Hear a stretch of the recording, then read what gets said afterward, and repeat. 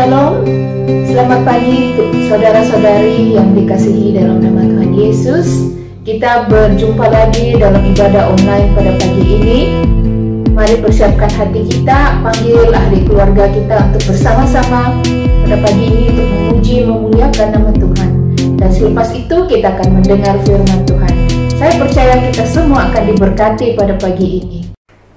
Shalom saudara-saudari, jumpa kembali dalam ibadah online kita pada pagi hari ini. Mari kita meninggikan nama Tuhan kita dengan sorak-sorai. Haleluya. Agungkan Dia, sebab Dia Allah yang sanggup menyatakan aku diberkati. Kasih setiamu nyata bagiku, hikmat kebajikan tersedia bagiku.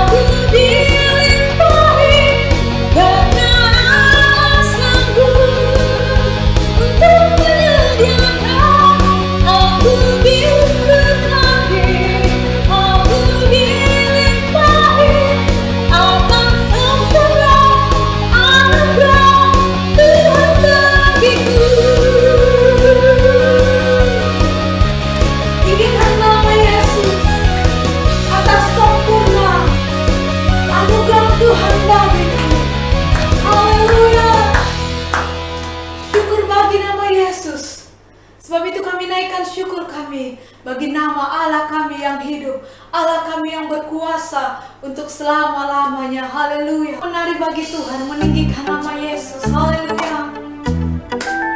Haleluya. Kasih yang begitu besar, lebih kuat dari dosa. Kasih yang menembus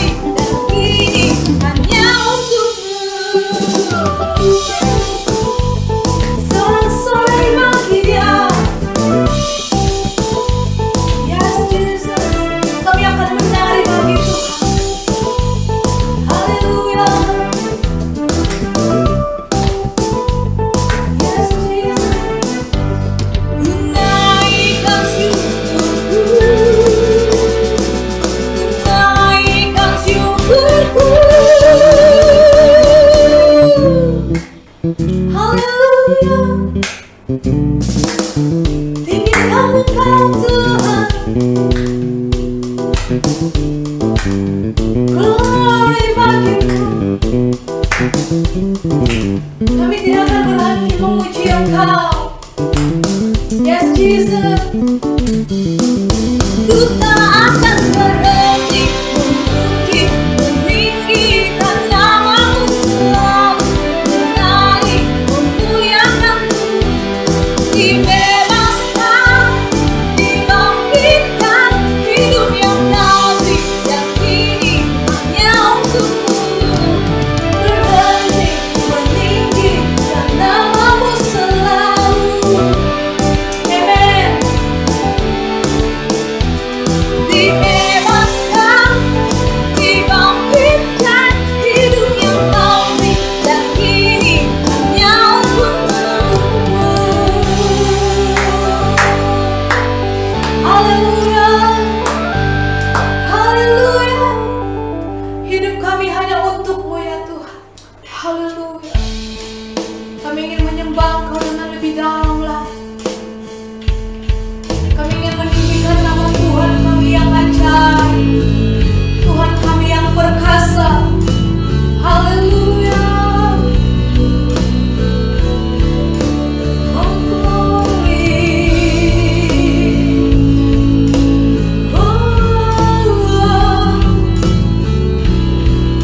Sungguh besar setiamu ya Bapa. Sungguh besar setiamu,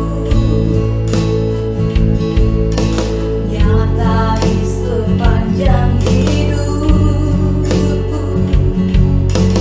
Darahmu telah layakkan kehidupanku. Tiada kata yang bisa, tiada kata yang bisa lukiskan indahnya Kau Tuhan. Bagimu segala pujian dan kemuliaan. Kutinggikan, kutinggikan, kutinggikan Engkau Tuhan, melebihi segalanya, lebih dalam menyembah dalam roh dan kebenaran selamanya.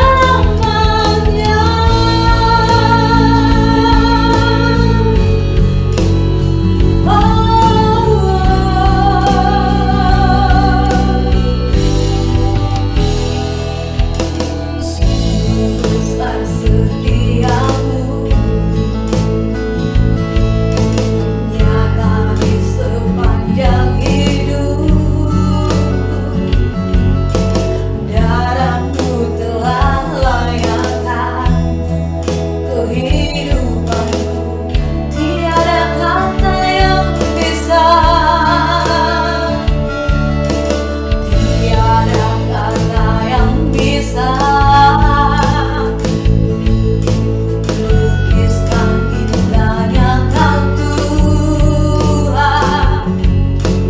Bagimu segala pujian dan kemuliaan.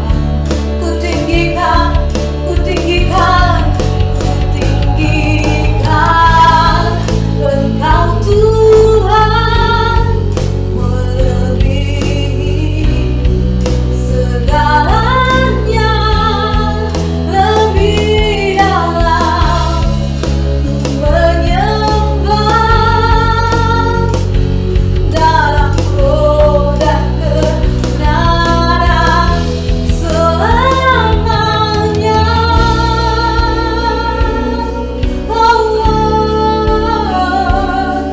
Kami mau tinggikan Engkau, kami mau tinggikan Engkau Tuhan. Haleluya. Glory bagimu, glory, glory. Haleluya, haleluya. Ajaib Kau Tuhan, ajaib Kau Tuhan.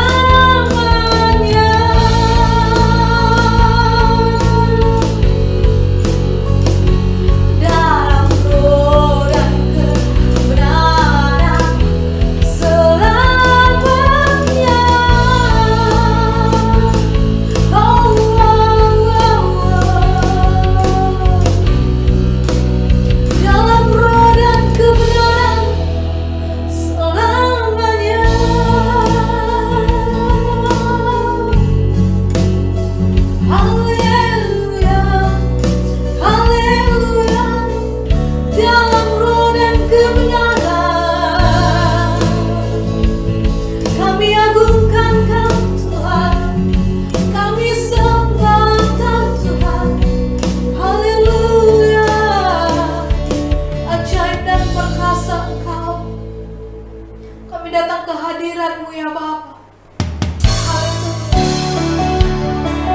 Kami bawa hati kami untuk menyembah Engkau, meninggikan nama-Mu yang ajaib.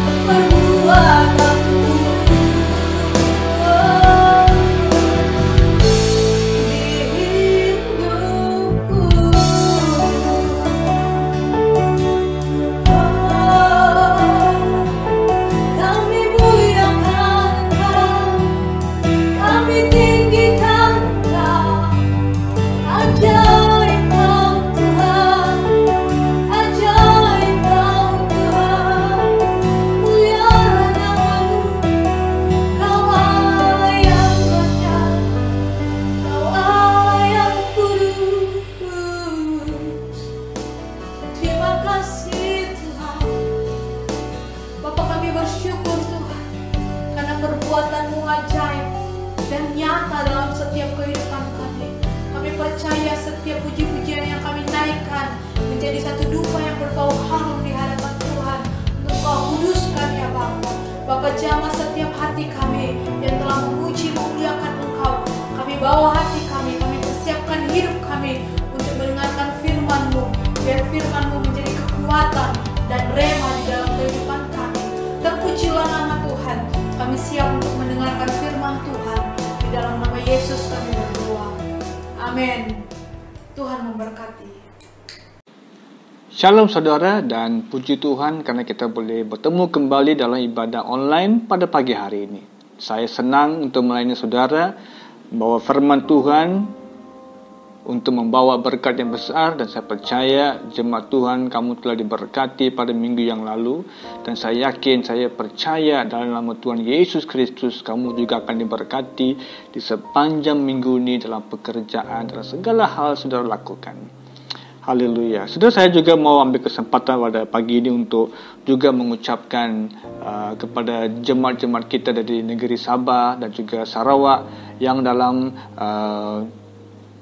merayakan satu pesta yang sangat besar bagi kamu di negeri Sabah dan juga negeri Sarawak. Khasnya untuk orang-orang suku Dusun Kadazan, kamu yang merayakan keamatan, saya mengucapkan kotobian tadau duka amatan, supaya saudara diberkati Tuhan. Dan juga untuk orang-orang dari suku Dayak yang merayakan gawai, saya mengucapkan gayu guru gerai nyamai.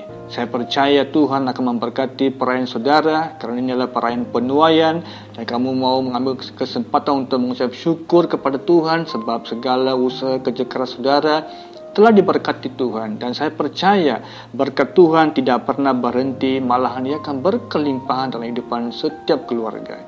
Ingat nasihat kerajaan negara kita, iaitu jagalah social distancing, iaitu penjarakan sosial, basuhlah tangan sekerat yang mungkin dengan sabun, dan juga pakailah mask muka waktu kita membuat perayaan. Walaupun dalam skala yang kecil, kita akan merayakan di tempat masing-masing. Biarlah nama Tuhan dipermuliakan, dan biarlah kita menggunakan kesempatan ini supaya orang lain boleh mengenali siapa itu Yesus, dan mereka boleh mengenali karena Yesuslah hidupan kita hari ini diberkati dengan berkelimpahan. Haleluya, puji Tuhan. Saudara, pagi ini kita akan melihat kepada satu firman Tuhan yang ada kaitan dengan perayaan penuaian. Coba kita lihat kepada firman Tuhan dalam kitab Kisah Para Rasul 1 ayat 8. Saya bacakan. Tetapi kamu akan menerima kuasa kalau Roh Kudus turun ke atas kamu, dan kamu akan menjadi saksiku di Yerusalem dan di seluruh Yudea dan Samaria dan sampai ke ujung bumi. Saudara, ini adalah satu perayaan yang penting untuk orang-orang Yahudi waktu itu, dan saudara, ini adalah satu perayaan juga perayaan penuaian. Dan mereka merayakan ini kerap karena bagi mereka Pentakosta ini satu perayaan yang sangat signifikan untuk jemaat yang bangsa Israel dalam perjanjian lama maupun yang baru. Ini adalah satu perayaan yang sangat-sangat signifikan, yang sangat berarti bagi mereka karena mereka telah melihat campur tangan Tuhan, mereka telah melihat Tuhan memberkati. Dan saudara, Pentakosta ini juga melambangkan bahawa Tuhan mulai melawati bangsa Israel, dan juga Tuhan juga sempurna Pentakosta, Tuhan mencurahkan rohnya ke atas bangsa-bangsa itu, khususnya murid-murid Yesus yang menantikan pencurahan Roh Kudus. Saudara, saya percaya gerakan Pentakosta adalah gerakan yang kita harus miliki pada hari ini. Gerakan Pentakosta tidak boleh diperdiamkan. Gerakan Pentakosta harus menjadi satu impact, dampak yang besar kepada setiap individu orang-orang yang percaya. Harusnya lahir baru, harusnya diubah oleh kuasa Roh Kudus. Saya percaya Yesus dalam firman Tuhan telah banyak kali mengajar murid-murid tentang penghibur yang akan datang. Dalam pasal 16 Injil Yohanes diceritakan bahawa dia mulai memberitahu kepada murid-muridnya karya-karya pekerjaan Roh Kudus. Kenapa dia penting, apa yang dia akan lakukan. Segala hal Yesus mengajar murid-muridnya. Karena apa? Yesus melihat apa yang akan berlaku selepas keangkatan dia ke surga. Dia sedang melihat apa yang akan dihadapi oleh murid-murid Yesus. Mereka punya cabaran yang cukup luar biasa besar. Mereka ada misi yang mungkin meragut nyawa mereka. Mereka juga ada misi yang akan bawa impact kepada banyak generasi demi generasi. Saudara, Tuhan Yesus telah melihat ini dan dia telah memberi kepada mereka satu kejaminan, satu amanat kepada mereka supaya tunggukan janji Bapa ini. Kalau kita kembali kepada firman Tuhan dalam Kisah Para Rasul, pasal yang pertama ayat 4 dikatakan sedemikian, pada suatu hari ketika ia makan bersama-sama dengan mereka, ia melarang mereka meninggalkan Yerusalem dan menyuruh mereka tinggal di situ menantikan janji Bapa. Saudara, ini adalah janji Tuhan kepada murid-murid Yesus. Saudara, mereka ini, murid-murid Yesus ini yang telah menerima janji ini, mereka tetap setia tinggal di rumah menantikan janji Bapa. Kalau kita kembali kepada juga ayat yang ke-13 dikatakan, setelah mereka tiba di kota, naiklah mereka ke ruang atas tempat mereka menumpang. Mereka itu adalah Petrus, Yohanes dan murid-murid lain. Kata yang Paulus mengatakan, mereka semua bertekun dengan sehati dalam doa bersama-sama, dan beberapa perempuan serta Maria ibu Yesus dan dengan saudara-saudara Yesus yang lain. Saudara, mereka menantikan, mereka berkumpul, mereka boleh dikatakan dalam bahasa yang kita pakai hari ini iaitu lockdown. Mereka tinggal dalam rumah itu menantikan urapan Roh Kudus. Janji Bapa itu mereka menantikan. Berapa lama mereka tidak tahu. Bila akan turun mereka tidak tahu. Yang mereka hanya tahu adalah setia, taati janji Tuhan. Mereka menunggu, dan menunggu. Pasal 2 mulai menceritakan tentang Pentakosta. Pasal 2 mulai membawa satu firman yang mulai membawa satu impact yang besar, di mana murid-murid Yesus yang telah menanti-nantikan itu, akhirnya Roh Kudus turun seperti yang Tuhan Yesus janjikan, mengurapi setiap antara mereka dengan urapan yang luar biasa. Jadi saudara, kita perlu memahami bahawa setiap antara kita ini adalah orang satu generasi yang mau dipakai Tuhan dengan luar biasa. Saya mau membawa kepada kamu satu tema yang berbunyi generasi yang istimewa. Jadi generasi istimewa seperti apa kita pada hari ini? Mengapa saya pakai kita adalah generasi yang sangat istimewa? Coba kita lihat kembali kepada firman Tuhan Injil Yohanes pasal 15 ayat 16. Bukan kamu yang memilih aku, tetapi akulah yang memilih kamu. Dan aku telah menetapkan kamu, supaya kamu pergi dan menghasilkan buah, dan buahmu itu tetap. Supaya apa yang kamu minta kepada Bapa dalam namaku, diberikannya kepadamu. Saudara, yang pertama, saudara, kita dipilih sebagai generasi yang berbuah. Saudara, inilah panggilan Tuhan kepada setiap umat Tuhan. Tidak ada seorang pun terkecuali. Kamu dipilih dengan satu rencana indah. There is a purpose. Ada tujuan Allah untuk kamu dan saya supaya kita tetap berbuah, menghasilkan, dan buah itu tetap. Dan apa yang kita minta kepada Tuhan dalam nama Yesus, Tuhan akan memberikan kepada kita. Haleluya, amen. Apa yang kita minta dalam nama Yesus Kristus, saudara akan menerima jawaban daripada Tuhan. Mengapa kita ini istimewa? Apa yang telah kita lakukan? Apa sebenarnya sih kita telah lakukan sampai kita ini digelar kita ini orang yang istimewa? Why we are so special? Coba kita lihat 2 Timotius 1 ayat 9. Dialah yang menyelamatkan kita dan memanggil kita dengan panggilan kudus, bukan berdasarkan perbuatan kita, melainkan berdasarkan maksud dan kasih karunia-Nya sendiri yang telah dikaruniakan kepada kita dalam Yesus Kristus sebelum permulaan zaman. Berarti saudara, Tuhan telah menyelamatkan kita dan memanggil kita dalam panggilan kudus. Kini kata firman Tuhan, bukan berdasarkan perbuatan kita. Ia bukan tentang kita punya usaha, hidup baik dan benar, enggak. Kata sini firman Tuhan bahwa tapi karena kasih karunia Tuhan kita diselamatkan. Kita dikaruniakan oleh Allah karena Dia telah mati dan mengambil tempat kita. Saudara, karena inilah kita ini menjadi orang yang spesial. Tidak ada sesuatu yang membuatkan kita Tuhan tertarik, tetapi saya percaya Tuhan tertarik karena kita adalah ciptaan Allah. Haleluya.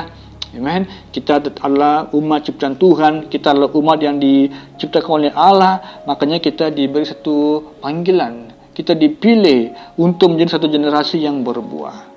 Jadi kita mau tetap menjadi generasi yang sentiasa berbuah untuk kemuliaan-kemuliaan Tuhan.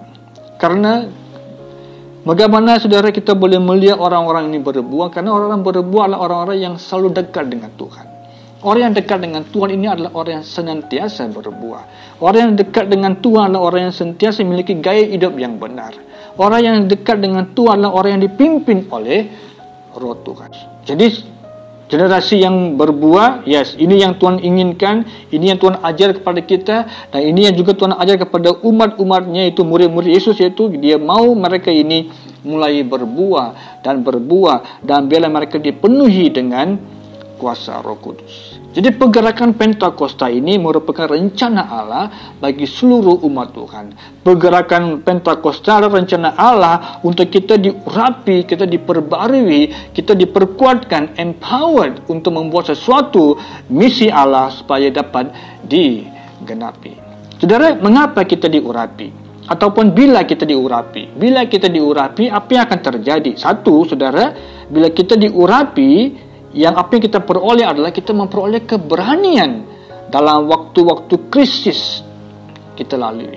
Bila kita menghadapi masalah-masalah yang memberi tekanan di hidup saudara ada keberanian bila kita diurapi oleh Roh Kudus. Coba perhatikan dalam Kisah Para Rasul 16 ayat 25. Bila Paulus dan Silas ditangkap, dipenjarakan. Saudara, mereka selepasnya sebelum dipenjarakan, mereka dipukul, mereka disebat, mereka dicederakan, dan mereka digari dengan rantai dan dibuang dalam penjara. Kata firman Tuhan.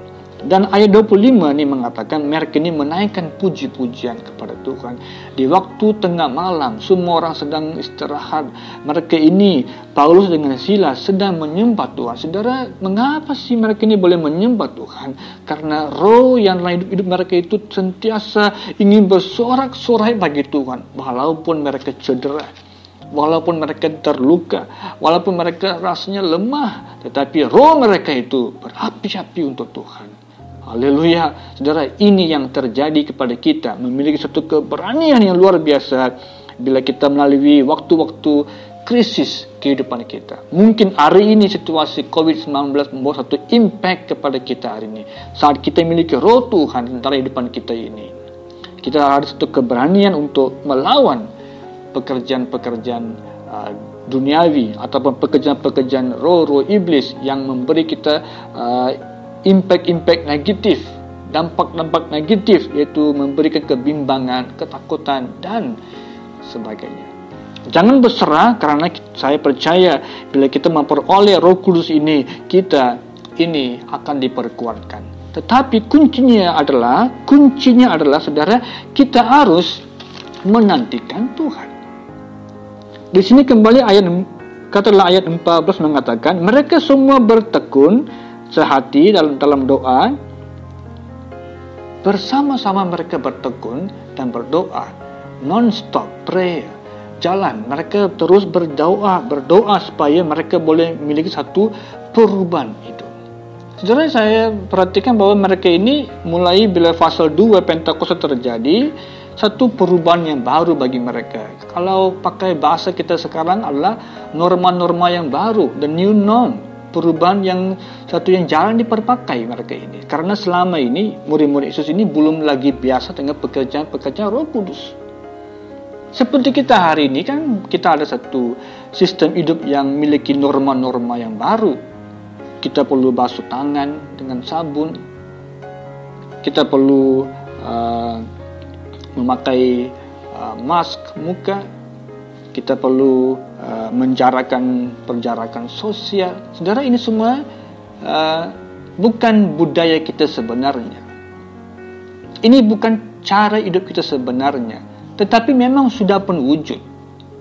Pembersihan tangan memang sudah diajar banyak kali. Tapi kita mungkin bukan orang yang selalu basuh tangan. Kita kita basuh tangan, tapi bukan sekeras seperti hari ini. Kita juga bukannya individu yang pakai mask, karena itu tak diperlukan untuk kita pada hari ini. Tetapi karena situasi dunia, ini adalah norma yang baru yang perlu kita membiasakan. Murid-murid Yesus mulai masuk ke dalam norma-norma yang baru yang mereka belum biasakan. Tetapi mereka tahu tentang Roh Kudus. Tapi mereka belum tahu karya Roh Kudus, bagaimana dia bekerja. Nah, sekarang mereka mulai menikmati karya Roh Kudus. Mereka mulai melihat bahwa Tuhan mulai bekerja. Dan mereka melihat bahwa waktu mereka lockdown, mereka ini menunggu selama 10 hari. Saudara, kata firman Tuhan, 10 hari mereka menantikan Roh Kudus, Roh Allah turun. Dan kata firman Tuhan dalam pasal 2 ayat 3 mengatakan, dan tampaklah kepada mereka lidah-lidah seperti nyala api yang bertebaran dan hinggap pada mereka masing-masing. Maka penuhlah mereka dengan Roh Kudus, lalu mulai berkata-kata dalam bahasa-bahasa yang lain. Saudara, suatu pengalaman yang luar biasa. Bila api Roh Kudus turun, ia mulai mengkuduskan mereka. Bila api Roh Kudus turun, ia mulai memberi mereka semangat yang baru. Bila api Roh Kudus turun, ia mematahkan segala rasa takut mereka itu. Bila Yesus bangkit dan 40 hari bersama dengan mereka menampakkan diri, lepas itu dia terangkat ke surga, saudara, itulah tempo di mana mereka mulai dalam rasa kebimbangan. But the Bible says, Alkitab mengatakan mereka bertekun dalam doa dengan harapan supaya setiap janji Allah akan digenapi, yaitu nubuat tentang penghibur itu. Dan firman Tuhan digenapi. Bila Tuhan berjanji, dia akan menggenapi. Haleluya. Karena itu sebagai umat Tuhan, kita harus berpegang kepada firman Tuhan. Setiap janji firman Tuhan harus kita pegangi. Jangan kita takut supaya kita akan kehilangan janji Allah. Saudara, bila Tuhan menjanji kepada kita, dia pasti akan menunaikan. Jadi sebagai jemaat Tuhan, kita perlu bergerak dengan satu gerakan yang baru, gerakan Pentakosta. Kita perlu memberanikan diri, sebab segala semangat baru harusnya bangkit. Segala hidupan yang kudus harusnya lahir dalam hidupan kita. Segala rasa ketakutan harusnya hilang. Bila Roh Kudus turun, semua ini akan dibereskan oleh kuasa Roh Allah. Kapan? Bila kita menantikan Tuhan. Bila kita menantikan Tuhan, saudara akan dilawati oleh kuasa Roh Allah. Saya percaya pada pagi ini pun Tuhan sedang bekerja. Saya percaya pagi ini pun Tuhan sedang menjamah hati saudara. Pagi ini Tuhan sedang memberkati depan saudara. Rohmu telah sedang diperbarui. Dalam nama Yesus Bapa, saya berdoa mereka yang mendengar khotbah ini, Roh Tuhan akan menjamah, firman-Mu akan mengurapi mereka ini. Roh mereka yang lemah selama ini dibangkitkan dalam nama Yesus Kristus. Roh yang takut disegarkan, dibangkitkan, memberikan roh yang keberanian, roh yang berani. Haleluya. Rabba sikirianda rabba. Puji namamu Yesus. Terima kasih Tuhan. Hidupan saudara akan berubah saat kita mengizinkan roh Tuhan mengambil tempat dalam hidupan kita ini. Jadi yang pertama, kita ini dipilih untuk bawa satu generasi yang berbuah. Yang kedua, saudara, kenapa kita ini adalah generasi yang istimewa? Kenapa? Adalah kalau kembali kepada firman Tuhan dalam Kisah Para Rasul 1 ayat 8 dikatakan seperti ini. Tetapi kamu akan menerima kuasa kalau Roh Kudus turun atas kamu, dan kamu akan menjadi saksiku di Yerusalem, di seluruh Yudea dan Samaria, dan sampai ke ujung bumi. Saudara, yang kedua adalah kita diperkasa atau kita empowered. Kita diperkasakan oleh Roh Kudus, saudara. Saya percaya bila Roh Kudus turun ini, kata firman Tuhan, kita akan menjadi saksi ataupun duta Kristus untuk membawa kabar Injil ini kemana kita pergi, di mana kita tinggal, kemana kita bergerak, saudara. Kita membawa kemuliaan Tuhan dari ke sini ke sana supaya setiap orang lain diberkati. Dengan kehadiran kita, mereka boleh melihat lawatan Tuhan. Haleluya. Saya percaya saudara, bila Roh Allah turun, dia tidak akan membawa kesan-kesan kecil. Enggak, tidak pernah. Dia bawa impact yang besar. Tapi kita perlukan kerinduan supaya kita diperkasakan oleh Roh Allah. Kita di-empowered oleh Roh Allah supaya kita dapat bergerak dengan pimpinan Tuhan. Kita boleh hidup dalam pimpinan Tuhan. Kita boleh berjalan dan berlari dan naik terbang seperti Raja Wali dengan kekuatan yang luar biasa. Saudara, dalam bahasa Yunani dikatakan untuk arti kata kamu akan terima kuasa. Kata kuasa ini dipakainya dunamis. Dunamis berarti artinya adalah lebih kepada memiliki kemampuan adikodrati ataupun memiliki kemampuan supernatural. Jadi bila kita dipenuhi dengan Roh Kudus, saudara, kita menerima kuasa ataupun dunamis, itu kita memiliki satu kemampuan yang luar biasa. Yang pertama. Kedua, bukan sekadar kemampuan, kita memiliki keberanian adikodrati. Itu keberanian untuk menginjili. Kita berani bawa Injil Tuhan kepada siapapun. Karena Roh Tuhan yang menggerakkan jiwa kita, roh kita ini. Roh Allah membawa kita untuk buat perkara-perkara yang besar. Yang ketiga, bukan sekadar kita memiliki keberanian adikodrati, tetapi memiliki kuasa adikodrati. Itu membuat mujizat dan tanda-tanda. Jadi orang percaya ini adalah orang yang akan sentiasa memuliakan Tuhan dengan gaya hidup dia. Dia adalah seorang penginjil, dia adalah seorang yang hidup untuk membuat mujizat, dia adalah seorang individu yang penuh dengan keberanian dan dia mampu membuat perkara-perkara yang besar untuk Tuhan. Haleluya. Saya percaya jemaat Tuhan yang sedang mendengar pada pagi ini, kamu telah diperkasakan oleh kuasa Roh Tuhan untuk membuat perkara-perkara yang hebat untuk Tuhan. Saudara, kasih Allah inilah kita dipilih. Karena kasih Tuhan inilah kamu telah dipilih untuk melayani Tuhan. Semua antara kita diberikan kesempatan untuk melayani. Haleluya. Semua antara kita ada kesempatan. Jadi selagi ada kesempatan, layanilah Tuhan. Selagi ada kesempatan, biarlah Roh Allah memimpin kehidupan kita ini. Amen. Ada sebuah lagu mengatakan, hidup ini adalah kesempatan. Hidup ini untuk melayani Tuhan.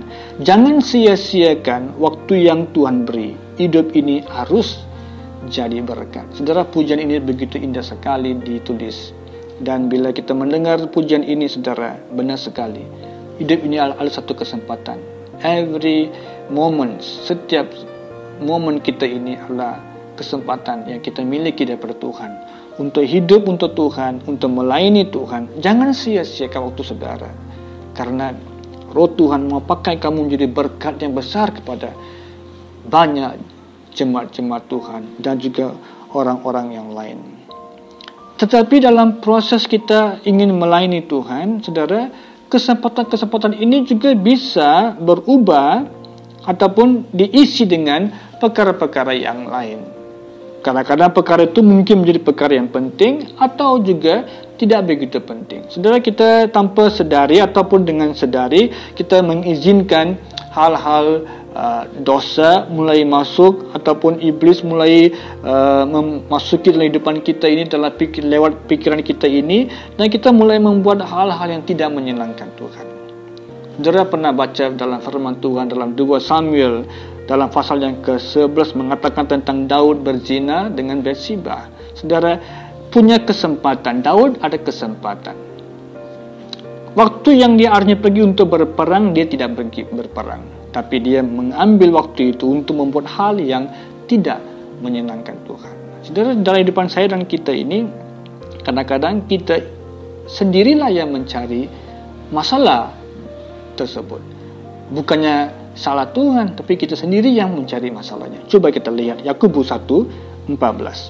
Tetapi tiap-tiap orang dicobai oleh keinginannya sendiri, karena ia diseret dan dipikat olehnya. Saya ulang kembali, tetapi tiap-tiap orang dicobai oleh keinginannya sendiri. Berarti setiap antara kita ini, kadang-kadang kalau kita terheret, kita dicobai, kita digodai, kita ingin buat perkara yang tidak menyenangkan Allah, saudara, ya karena keinginan kita sendiri. Karena kita masih ada perasaan, kita masih ada emosi, kita masih ada keinginan yang ingin menikmati perkara-perkara duniawi ini. Makanya tadi saya bilang, hidup orang yang dipenuhi dengan roh, dia akan sentiasa hidup dalam kebenaran. Orang yang dipenuhi dengan roh, dia akan hidup dalam kebenaran, hidup yang kudus, dan dia mau hidup dalam memuliakan nama Tuhan. Tapi kita gagal kadang-kadang dalam hidupan kita hari ini. Karena apa? Karena kita jalan bersendirian. Kita ingin kekuatan sendiri. Kita berjalan dengan sendiri. Kita memakai pikiran sendiri. Segalanya kita pikirkan bahwa tanpa Tuhan saya masih mampu buat perkara-perkara yang besar. Mustahil. Tanpa Tuhan, saudara tidak boleh buat apa-apa pun. Kita diperkasa, we are empowered.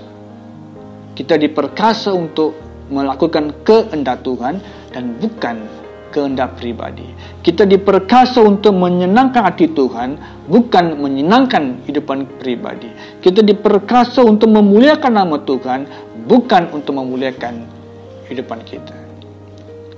Coba kita perhatikan Amsal 19 ayat 3. Saya baca dalam bahasa Indonesia sehari-hari. Terjemahannya, manusia merugikan diri sendiri oleh kebodohannya, kemudian menyalahkan Tuhan atas hal tersebut. Kalau lihat versi-versi yang lain, saudara, yang membawa perkataan yang sama, itu, saudara, banyak kali kita membuat kesilapan karena kebodohan, karena kesilapan kita ini, kemudian kita menyalahkan Tuhan. Kita bilang Tuhan tidak memperhatikan kita, Tuhan tidak mengasihi kita, Tuhan tidak menolong kita, dan hal-hal yang lain. Saudara, karena kesilapan kita. Kita yang terpikat, kita yang terjatuh karena keinginan kita ini. Tetapi akhirnya kita menuding jari atau menyalahkan Tuhanlah puncak kejatuhan kita. Tuhan tidak memperhatikan kita, Tuhan tidak menolong kita. Tapi kata firman Tuhan, mata Tuhan melihat kepada semua orang. Amin. Dia melihat seluruh bangsa-bangsa. Dia melihat perbuatan kita, kemana kita pergi, apa yang kita pikirkan, apa yang kita lihat, apa yang kita lakukan, semuanya hadapan mata Tuhan terbuka. Tuhan perhatikan segala-galanya. Dalam musim PKP ini, dalam tempo hampir 2 bulan ini, kita perhatikan, karena ada kekosongan, banyak orang membuat pelbagai ragam di Facebook. Mereka kita perhatikan mereka membuat masak-masakan, mereka membuat video-video TikTok, mereka membuat segala macam penghiburan di Facebook, dan supaya mereka mengisikan tempat-tempat kosong karena PKP, mereka lockdown. Ada waktu permulaan kita partial lockdown, dan tidak boleh keluar daripada rumah. Kita hanya boleh keluar untuk beli barang-barang. Jadi dalam tempo itu sampai sekarang pun kita perhatikan bahwa pergerakan banyak orang, dia membuat banyak aktiviti di rumah, pelbagai aspek. Dan kami pun, saya secara pribadi pun, kami pun tidak terkecuali. Saya tidak mempamerkan dalam Facebook, tapi saya dengan isteri juga membuat tanaman sayur-sayuran, dan kami juga ada pohon-pohon bunga. Dan hari Selasa yang lalu, saudara, saya sedang membersihkan halaman rumah. Saya perhatikan di bawah satu pasu bunga saya ini ada sepertinya tanah-tanah yang di atas lantai rumah, di car porch. Saya bersihkan dan saya biarkan. Dan ada Rabu pagi, saya lihat lagi perkara yang sama di pasu bunga yang hampir sama itu. Di bawah di semuanya ada banyak seperti tanah-tanah yang coklat. Jadi istri saya bilang kepada saya, coba cek Julian, apakah itu kotoran tikus ke atau apa itu. Jadi saya pun pergi perhatikan. Iya, karena saya tahu semalam saya sapu bersih. Hari ini perkara yang sama. Saya coba lihat, ini adalah satu pasu pohon bunga yang cantik, dan pada saya perhatikan baik-baik seluruh badan, seluruh pohon cabang-cabangnya itu, dan saya lihat, ada musuh yang tak diundang. Ulat. dia sedang menikmati sarapan pagi dia. Dan saya rasa, wow, inilah puncanya kotoran-kotoran dia dibawa. Alright, saya memberitahu istri saya, ada ulat itu di atas daun. Dan dengan cepatnya istri saya datang dengan gunting. Dia ambil itu ulat, dia kasih bunuh. Ulat ini bagi saya sepertinya dosa. Dan tumbuhan itu saya ibaratkan hidupan kita. Nah, dalam hidupan sehari-harian kita ini kadang-kadang tanpa disedari atau dengan kesadaran kita mengizinkan dosa masuk dalam hidupan kita ini.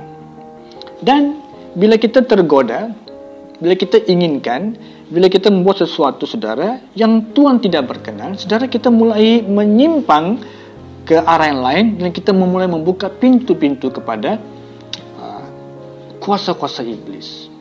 Nah, hidupan kita sudah pun diperkasa oleh Roh Kudus. Jangan lagi kita undur ke belakang. Bila kamu telah dipenuhi dengan kuasa Allah, kita diperkasa untuk melawan dosa. Amin.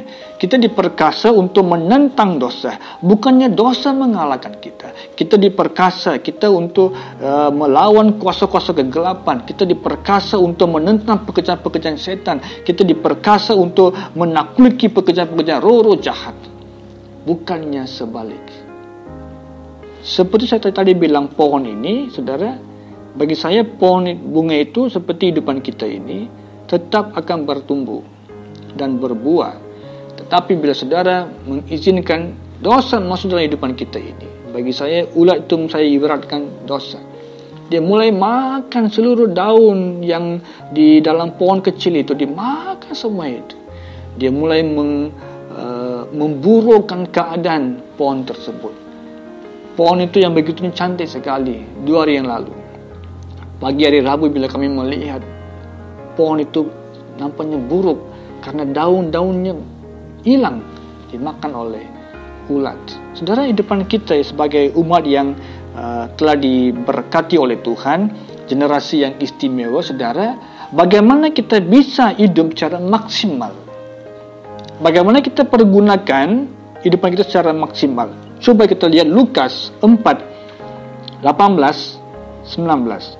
Roh Tuhan ada padaku, oleh sebab ia telah mengurapi aku untuk menyampaikan kabar baik kepada orang-orang miskin, dan ia telah mengutus aku untuk memberitakan pembebasan kepada orang-orang tawanan dan penglihatan bagi orang-orang buta, untuk membebaskan orang-orang yang tertindas, untuk memberitakan tahun rahmat Tuhan telah pun datang. Haleluya. Saudara, ini adalah satu berkat bila Roh Allah turun dalam hidupan kita ini. Kita mulai menceritakan tentang kebaikan Tuhan. Kita menyembuhkan orang yang sakit. Kita menolong orang yang dalam keperluan. Saudara, semua hal ini kita lakukan dengan luar biasa karena kita empowered, kita diperkasakan oleh Roh Kudus.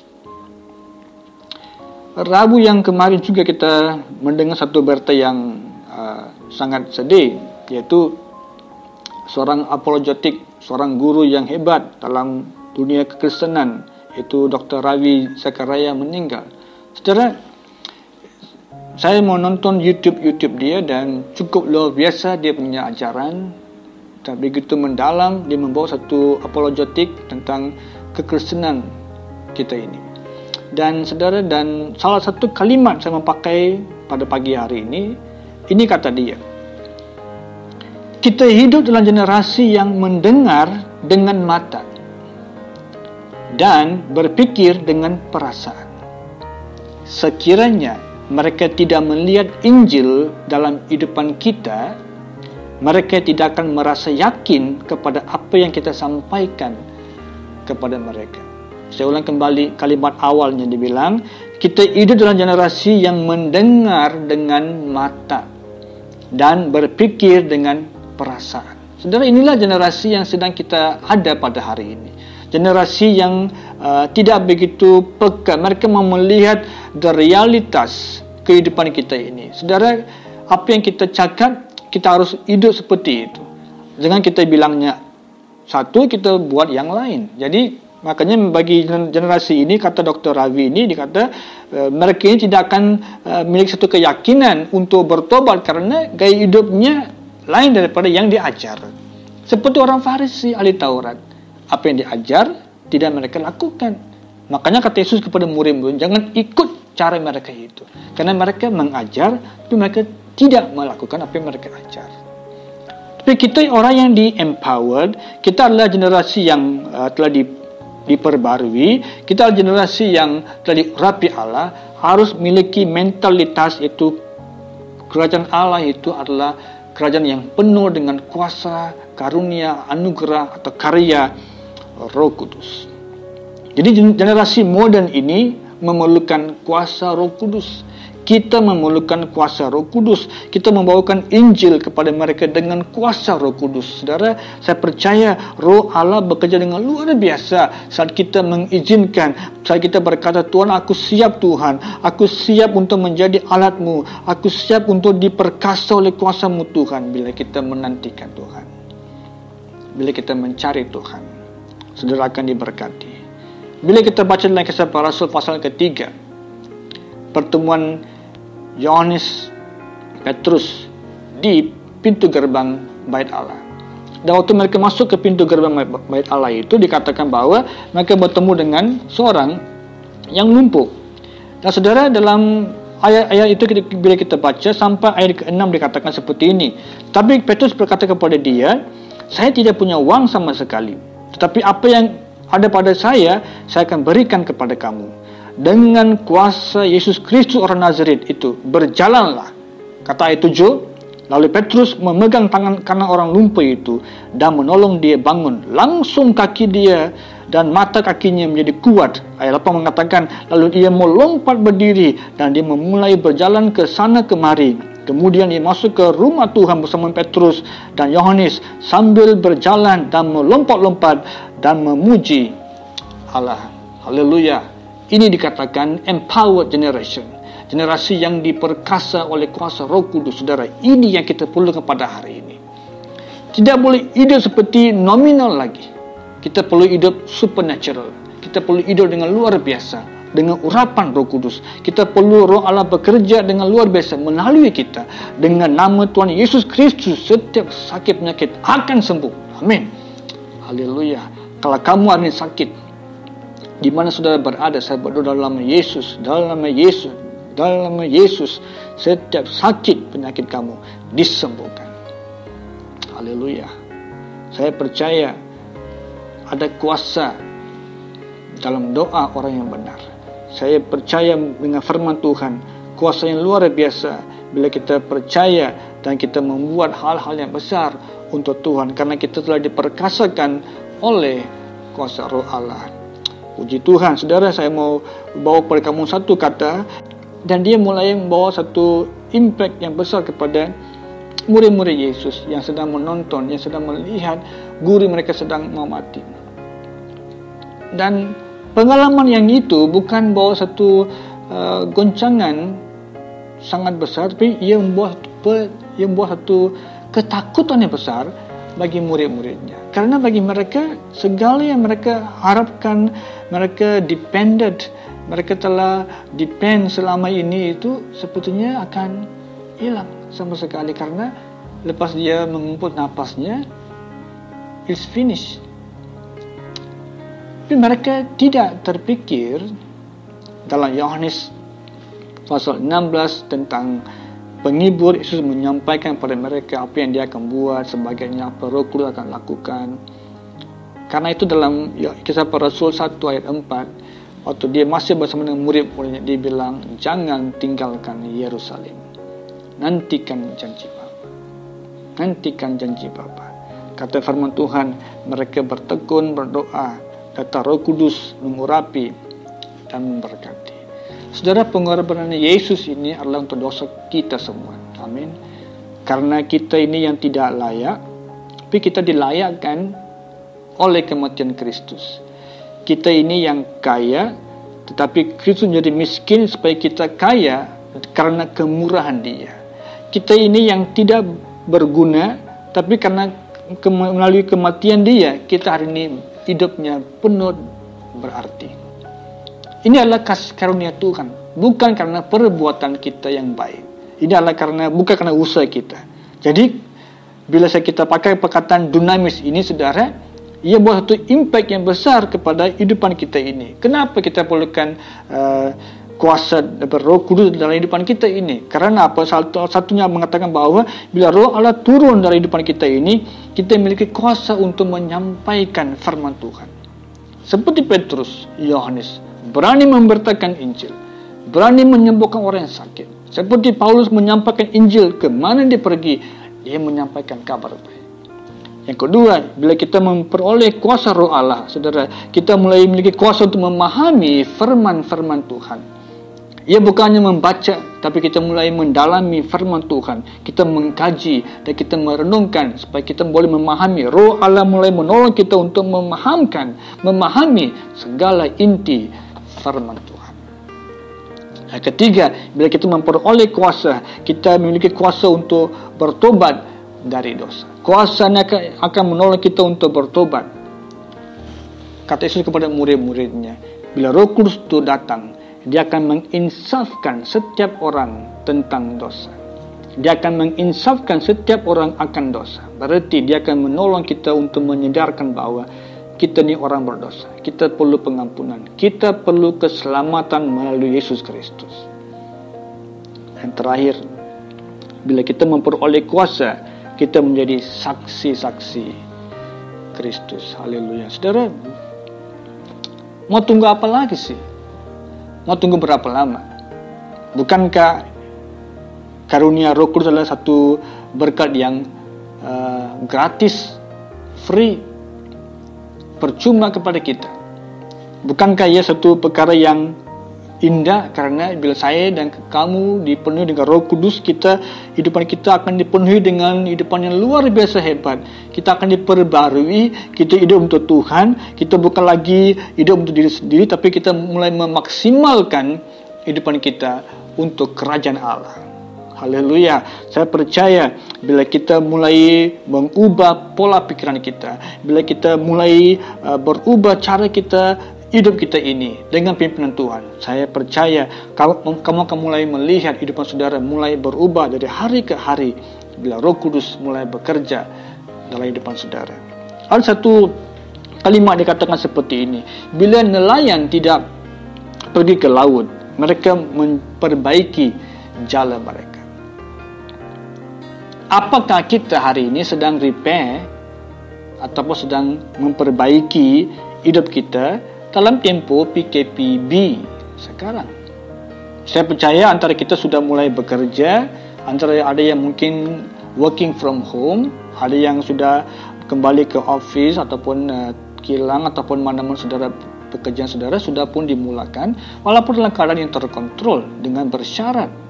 Kita ada pelbagai SOP untuk mengikuti. Tapi ingatlah bahwa saudara, bila nelayan tidak ke laut, mereka mulai memperbaiki jala mereka ini, supaya bila mereka kembali ke laut itu, jala itu siap dipakai untuk menangkap ikan. Hidup kita ini harusnya diperbaiki, repair, supaya mana-mana tempat yang perlu diperbaiki, kita minta Roh Kudus tolong supaya kita diperbaiki dan kita siap untuk rencana Allah yang luar biasa yang sedang menanti saudara di masa depan. Haleluya.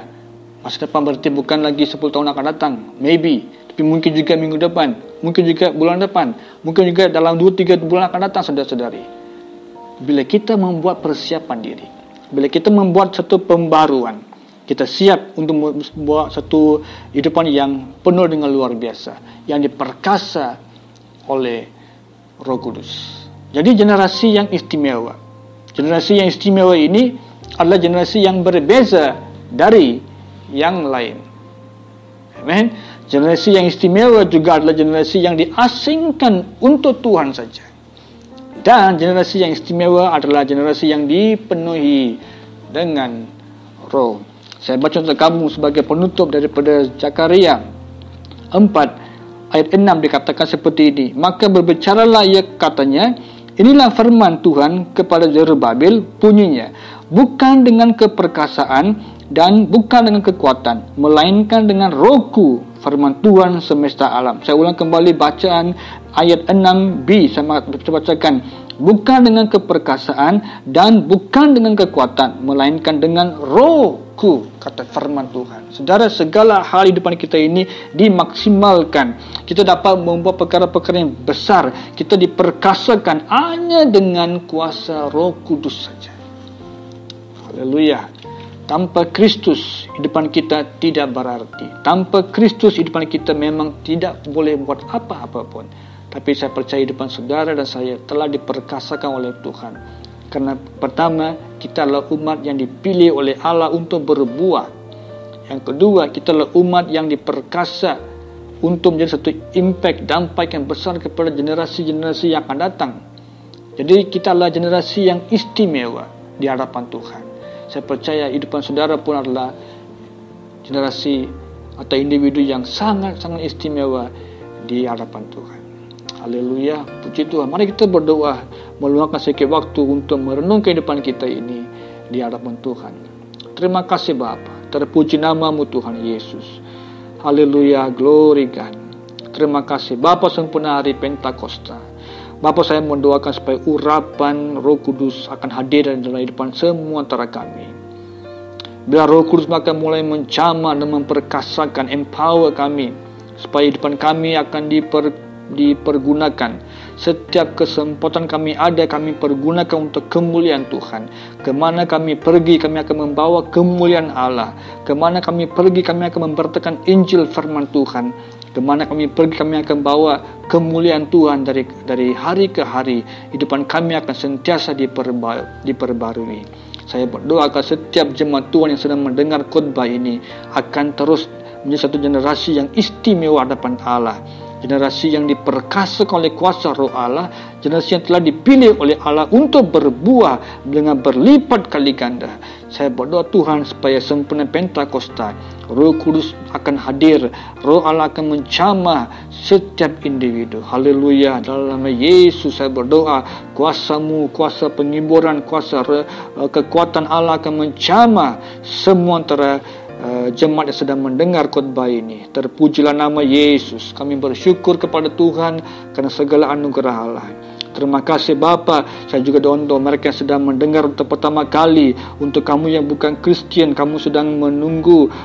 Kamu sedang mencari keselamatan. Kamu sedang mencari solusi kehidupan. Saya mau mengatakan satu hal, bahwa Yesuslah jawaban untuk segala persoalan. Kalau kamu ada sakit penyakit, percayalah Yesus sanggup menyembuhkan sakit penyakit saudara. Kalau kamu ada masalah-masalah keluarga, apapun situasi yang berat kamu sedang lalui pada waktu-waktu ini, percayalah dengan Tuhan saudara boleh buat hal-hal yang besar.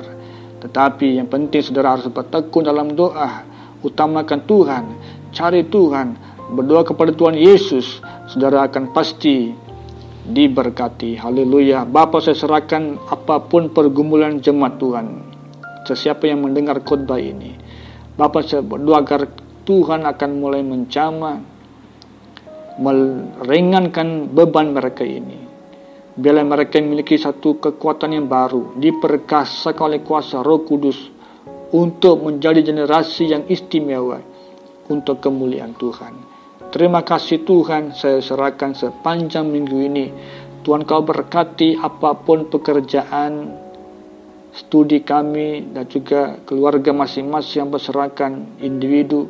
Setiap jemaat Tuhan Kau berkati dengan berkat yang berkelimpahan. Segala usaha tangan mereka diberkati sebab Tuhan adalah Allah yang setia, yang berpegang pada perjanjian. Terima kasih Tuhan Yesus, kami bersyukur dan semuanya kami telah berdoa dalam nama Tuhan Yesus Kristus. Amin. Shalom dan Tuhan memberkati.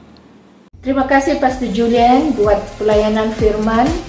Saya percaya kita semua telah diberkati dengan firman-Nya. Puji Tuhan. Seperti yang Anda tahu, bulan Mei dan bulan Jun adalah bulan menyambut pesta menuai di Sabah dan Sarawak. Oleh itu, kami dari pihak gereja ingin mengucapkan pertobian pada Kamatan dan Gayu Guru Gerai Nyamai kepada semua rakyat jemaat Tuhan dari Sabah dan Sarawak. Seterusnya pengumuman tentang persembahan. Seperti biasa, Anda boleh menyalurkan persembahan Anda secara online seperti yang tertera di hadapan Anda. Anda juga boleh membuat pembayaran dengan menyimpan keuangan itu di dalam sampul surat, dan apabila kita kembali beribadah bersama, Anda boleh masukkan pemberian Anda di dalam kantong persembahan. Seterusnya, kelompok sel. Kita sudah memulakan kelompok sel di setiap tempat secara online, dan kami mau menggalakkan semua jemaat Tuhan untuk menyertai sel-sel online.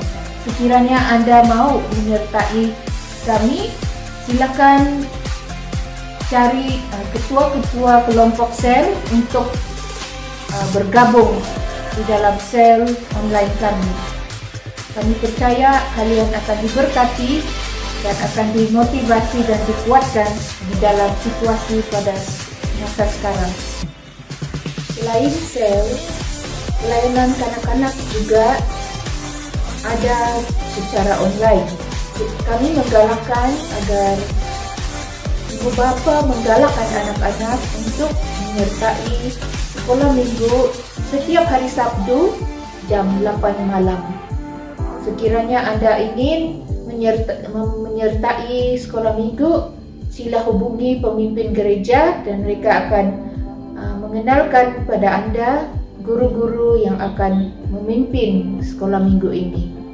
Untuk peringatan, minggu hadapan kita akan mengadakan jamuan kudus, dan kami peringatkan supaya semua jemaat Tuhan mempersiapkan air anggur dan juga roti untuk jamuan kudus kita minggu hadapan.